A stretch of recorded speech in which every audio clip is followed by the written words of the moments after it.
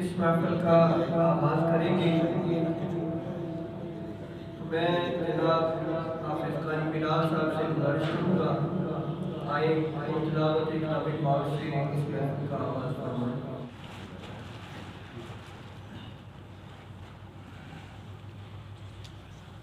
أعوذ بالله من الشيطان الرجيم بسم الله الرحمن الرحيم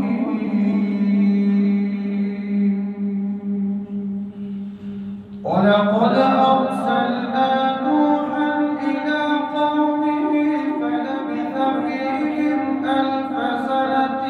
إلا 50 عاما فأخذهم الطوفان وهم ظالمون فأنجيناه وأصحاب السفينة وجعلناها آية للعالمين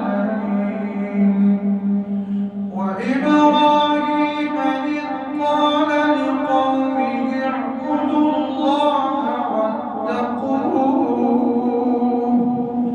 ذلكم خير لكم إن كنتم تعلمون إنما تعبدون من دون الله أوثانا وتخلقون إفكا إن الذين تعبدون من دون الله لا يملكون لكم رزقا فابتغوا عند الله الرزق واعبدوه واشكروا له إليه ترجعون وإن تكذبوا فقد كذب من قبلكم وما على الرسول إلا البلاغ المبين أولم يروا كيف يبدئ الله الخلق ثم يعيده إن ذلك على الله يسير قل سيروا في الأرض فانظروا كيف بدأ الخلق ثم الله ينشئ النشأة الآخرة إن الله على كل شيء